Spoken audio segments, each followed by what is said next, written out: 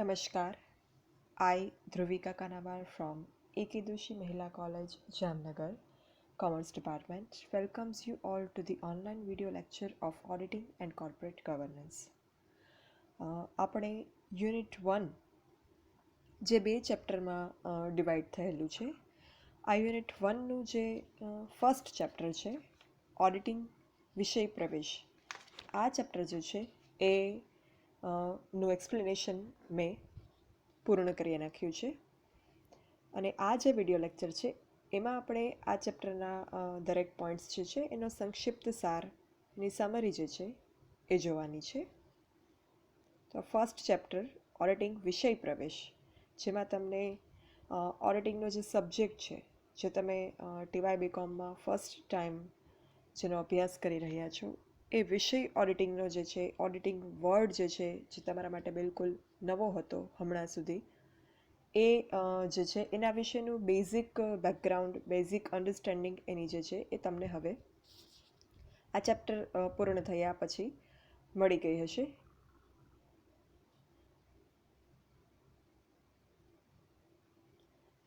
તો સૌપ્રથમ આપણે જે ચેપ્ટરમાં શરૂઆતમાં જે ડિસ્કશન કર્યું કે ઓડિટિંગ જે છે એની જરૂરિયાત પહેલાં તો કઈ રીતે ઊભી થઈ.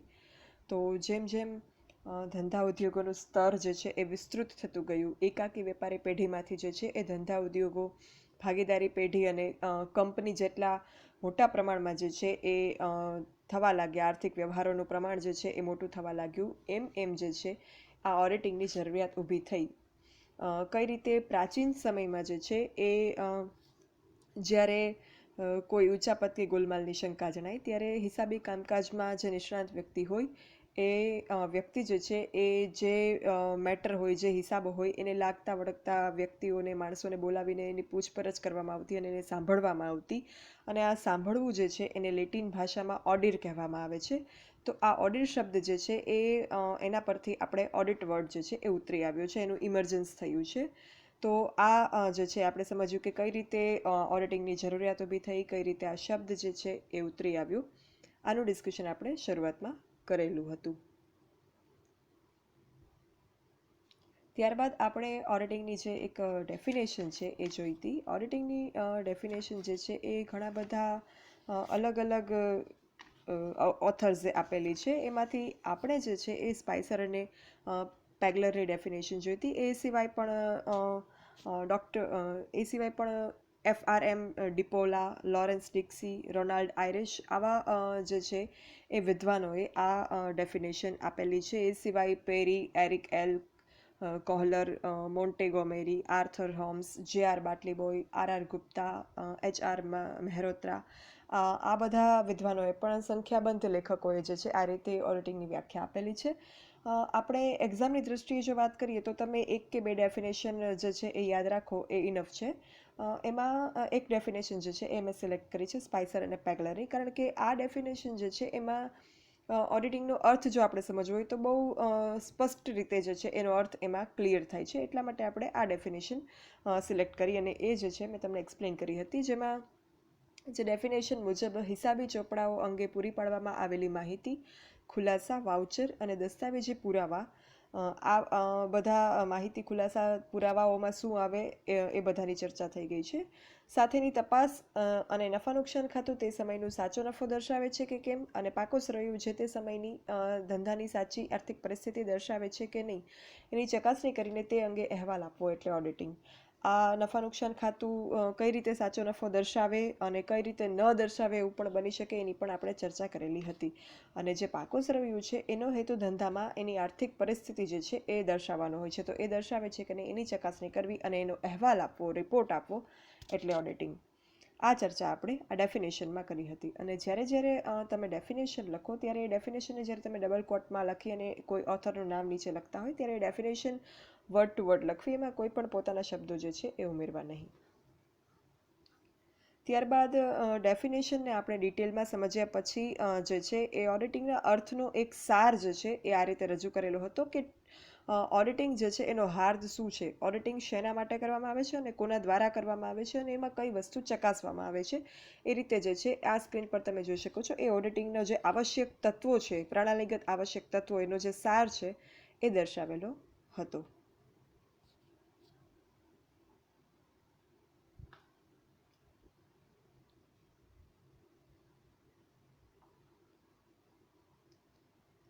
ત્યારબાદ આપણે જે છે એ અકાઉન્ટન્સી અને ઓડિટિંગ, નામા પદ્ધતિ અને ઓડિટિંગ જે છે એનો એક તફાવત જોયેલો હતો. તફાવતમાં 9 અલગ અલગ પોઈન્ટ્સ હતા જે સ્ક્રીન પર દેખાય છે. આ અલગ અલગ પોઈન્ટ પરથી, આ અલગ અલગ મુદ્દાઓ પરથી કઈ રીતે નામા પદ્ધતિ અને ઓડિટિંગ જે છે એ એકબીજાથી જુદા પડે છે, એ બંનેમાં તફાવત શું છે એ જે છે એ આપણે સ્પષ્ટ થયેલું હતું એના પરથી, કે કઈ રીતે ઓડિટિંગ જે છે એ નામા પદ્ધતિથી અલગ પડે છે. એક તફાવતનો એક સાર કહું તો નામા પદ્ધતિ જે છે એમાં એનો હેતુ જે છે એ મુખ્યત્વે વાર્ષિક હિસાબો કે નાણાકીય પત્રકો તૈયાર કરી અને રજૂ કરવાનો હોય છે. જ્યારે ઓડિટિંગ જે છે એ આ નામા પદ્ધતિ દ્વારા તૈયાર થયેલા હિસાબો અને નાણાકીય પત્રકો જે છે એની સત્યતા અને એની યોગ્યતા જે છે એને ચકાસવાનું કામ કરે છે. આ એક મુખ્ય મેજર જે ડિફરન્સ છે એ છે. અને બાકી આ 9 અલગ અલગ વ્યૂ પોઈન્ટ પરથી આપણે તફાવત ડિસ્કસ કરેલો હતો. અને તફાવત તમારે એક્ઝામમાં કઈ રીતે એને પ્રેઝન્ટ કરવો, લખવો જો પૂછાય તો એનું પણ મેં તમને ત્યારે જે છે એ એક્સપ્લેનેશન આપેલું હતું.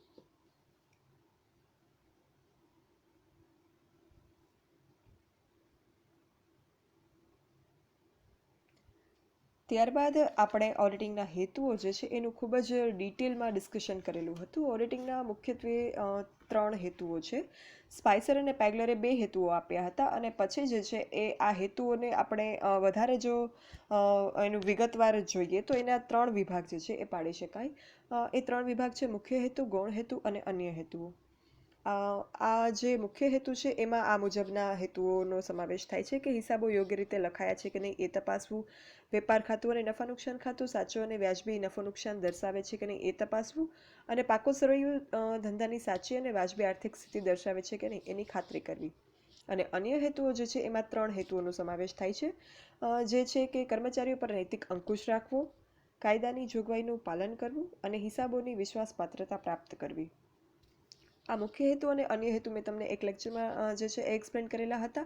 અને ગૌણ હેતુ જે છે એ બહુ ડિટેલમાં, બહુ ડેપ્થમાં જે છે આપણે આવે છે, એટલે આપણે ગૌણ હેતુ જે છે એને અલગ અલગ લેક્ચર્સમાં ડિવાઈડ કરી અને એનું જે છે એ વિગતવાર એની ચર્ચા કરી હતી. કે ગૌણ હેતુઓ જે છે એમાં મુખ્યત્વે ભૂલો શોધવી અને અટકાવવી અને છેતરપિંડીઓ શોધવી અને અટકાવવી એનો સમાવેશ થાય છે.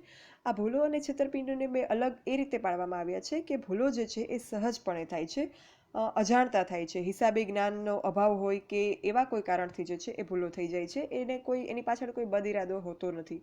જ્યારે જે છેતરપિંડીઓ છે એ સહજપણે નથી થતી, એ ઈરાદાપૂર્વક કરવામાં આવે છે, એ કોઈ છેતરપિંડી કરવાના કે કોઈ બદઇરાદાના આશયથી કરવામાં આવે છે.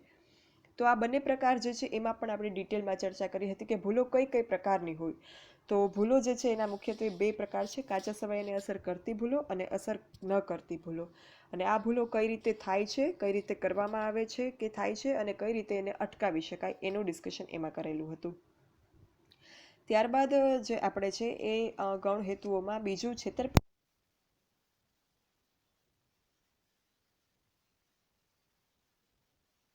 કરવામાં આવે છે. એક તો ઉચાપત કરીને અને બીજું હિસાબી ગોટાળા કરીને.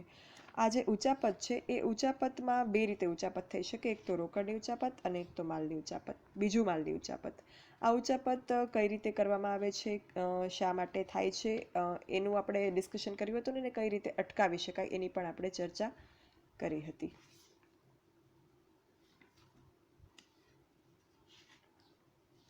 ત્યારબાદ જે છે એ આપણે હિસાબી ગોટાળા અંગેની ચર્ચા કરી હતી કે કઈ રીતે નફો વધારે કે નફો ઓછો બતાવી અને હિસાબી ગોટાળા શા માટે અને કઈ રીતે કરવામાં આવે છે અને કઈ રીતે જે છે એને અટકાવી શકાય. આમાં આપણે એક ચર્ચા કરી હતી કે જો ઓડિટરને પોતાના કામ દરમિયાન જે છે એ હિસાબી ગોટાળાનો ખ્યાલ ન આવે, હિસાબમાં ભૂલ રહી જાય અને એને જે છે એ ધ્યાનમાં ન આવે કે ખ્યાલ ન આવે, તો ઓડિટર જે છે એ આના માટે જવાબદાર નથી. હા, ઓડિટરે જે છે એ પુરવાર કરવું જોઈએ કે હિસાબી ચોપડાઓની યોગ્ય અને પ્રમાણિકપણે ચકાસણી તેના દ્વારા કરવામાં આવી છે અને ઓડિટ કાર્ય દરમિયાન જે છે એ પૂરી દરકાર લીધી છે, કેરફુલી ઓડિટ કામ કર્યું છે. પણ છતાં પણ જો કોઈ ગોટાળો રહી જાય, એના ધ્યાન બહાર કે ધ્યાનમાં ન આવે, તો એના માટે ઓડિટર જે છે એ જવાબદાર રહેતો નથી. અને આ માટે એક સેન્ટેન્સ જે છે એ મેં તમને આપ્યું હતું, જે બુકમાં મેન્શન કરેલું છે કે ઓડિટર જે છે એ ચોકી કરતો કૂતરો છે, નહીં કે જાસૂસી કે શિકારી કૂતરો. An auditor is a watchdog and not a bloodhound. જો તમને આ સેન્ટેન્સ આપી અને એ સેન્ટેન્સ સમજાવવાનું કહેવામાં આવે તો એમાં તમારે જે છે એ આ હિસાબી ગોટાળા, ઓડિટિંગના હેતુઓ, એમાં ગૌણ હેતુ, એમાં બીજો ગૌણ હેતુ, એમાં બી હિસાબી ગોટાળા, નફો વધુ દર્શાવીને અને ઓછો દર્શાવીને એ જે પોઈન્ટ છે એનું તમારે એક્સપ્લેનેશન એમાં પ્રેઝન્ટ કરવાનું રહેશે. જો આ સેન્ટેન્સ જે છે એ તમને પૂછવામાં આવે કે આ સેન્ટેન્સને એક્સપ્લેન કરો તો તો આ રીતે જે છે એ ઓડિટિંગના હેતુઓ અંગે આપણે ડિટેલમાં ડિસ્કશન કરેલું હતું.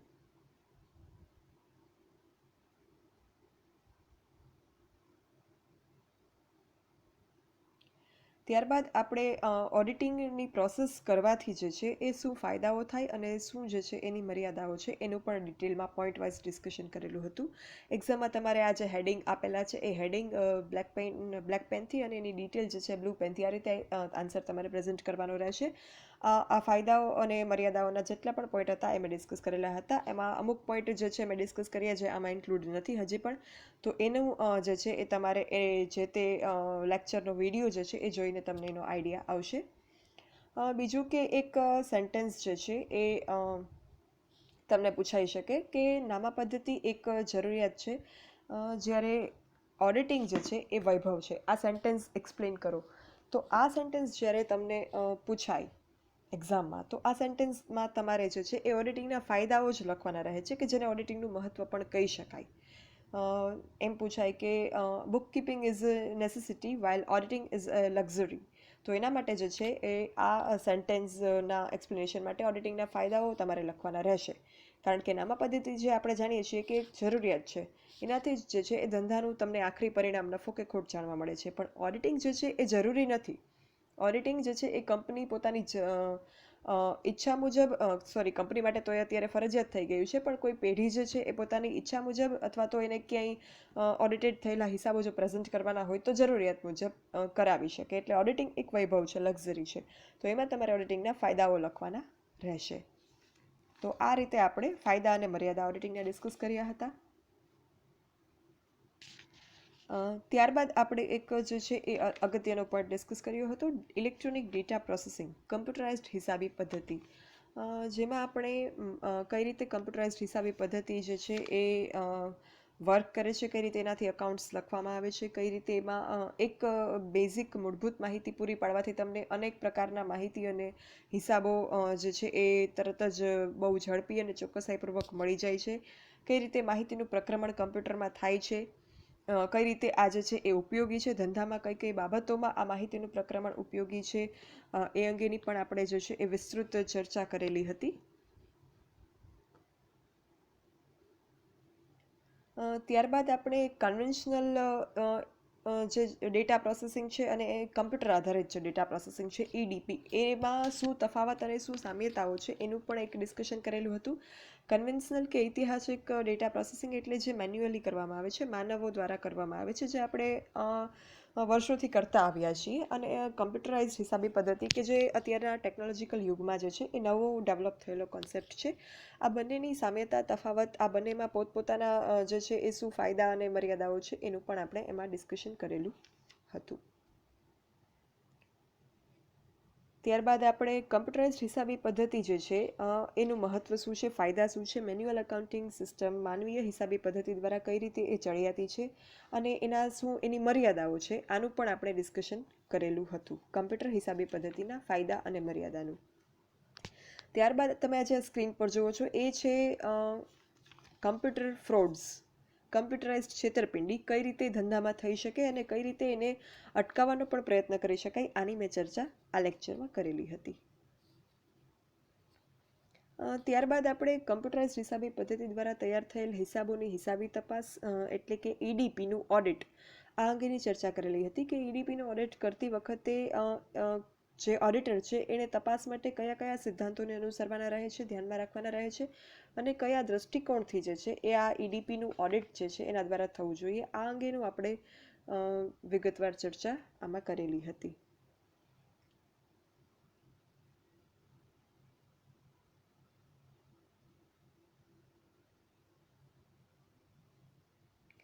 ત્યારબાદ આ ડાયાગ્રામ જે તમે જુઓ છો એ ડાયાગ્રામ છે ઓડિટ ટ્રેઇલનો.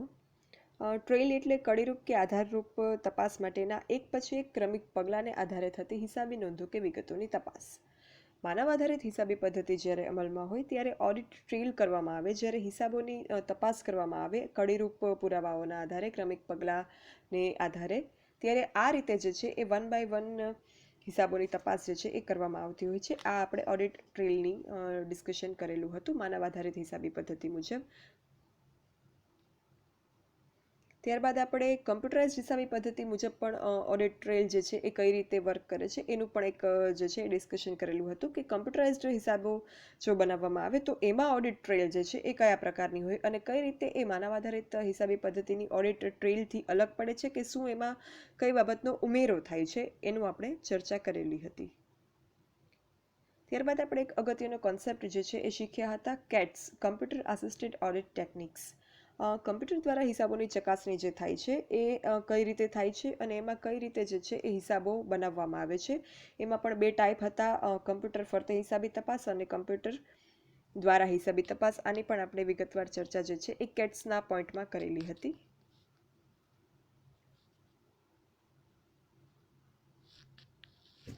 ત્યારબાદ જે આ સ્ક્રીન પર તમે જુઓ છો એ છે કમ્પ્યુટર ઓડિટ પ્રોગ્રામના તબક્કાઓ કેના સ્ટેજીસ. જ્યારે કમ્પ્યુટરની સહાયથી કેટ્સથી કમ્પ્યુટર આસિસ્ટેડ ઓડિટ ટેકનિકનો ઉપયોગ કરી અને કમ્પ્યુટર ઓડિટ પ્રોગ્રામ જે છે એ તૈયાર કરવામાં આવતો હોય ઓડિટર દ્વારા, ત્યારે ઓડિટર જે છે એ વ્યવહારોની વૈધિકતા અને હિસાબોની ચકાસણી માટે ઓડિટ પ્રોગ્રામ એક બનાવે છે. ઓડિટ પ્રોગ્રામ જે છે એમાં આ 10 તબક્કાઓનો સમાવેશ થાય છે. આ તબક્કાઓ જે છે એમાં શું કરવામાં આવે છે અને શા માટે આ તબક્કો જે છે એનું આ તકે જે છે એ જરૂરિયાત છે એનું આપણે ડિસ્કશન કર્યું હતું. આ તબક્કાઓની આપણે જ્યારે ચર્ચા કરી ઓડિટ પ્રોગ્રામમાં જે તબક્કાઓનો સમાવેશ થાય છે એ સિવાય આપણે જે છે એ ઓડિટર જ્યારે કમ્પ્યુટર ઓડિટ પ્રોગ્રામ દ્વારા ઓડિટિંગ કરતો હોય ત્યારે 3 પ્રકારના ઓડિટ પ્રોગ્રામ જે છે એ અવેલેબલ અત્યારે છે. એક તો ગ્રાહકોનો કમ્પ્યુટર ઓડિટ પ્રોગ્રામ, બીજું ઓડિટર દ્વારા તૈયાર કરેલા ખાસ ઓડિટ માટેના પ્રોગ્રામ અને ત્રીજું સર્વસામાન્ય પ્રોગ્રામ.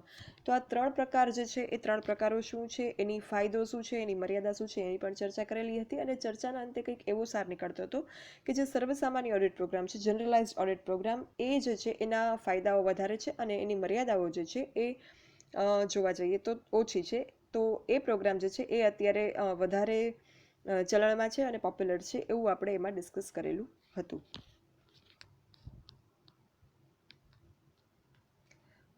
Thank you. અને નેક્સ્ટ જે છે એ હું તમને આ ચેપ્ટર જે છે એના સ્વાધ્યાયના પ્રશ્નો આપીશ. કોઈને કાંઈ પણ ક્વેરી હોય આ ચેપ્ટરમાં કે કોઈ આ સબ્જેક્ટમાં ક્યાંય પણ, તો તમે મને આ મેલ આઈડી આપ્યો એના પર તમે મને પૂછી શકો છો, dbk.dhruvika@gmail.com. Thank you.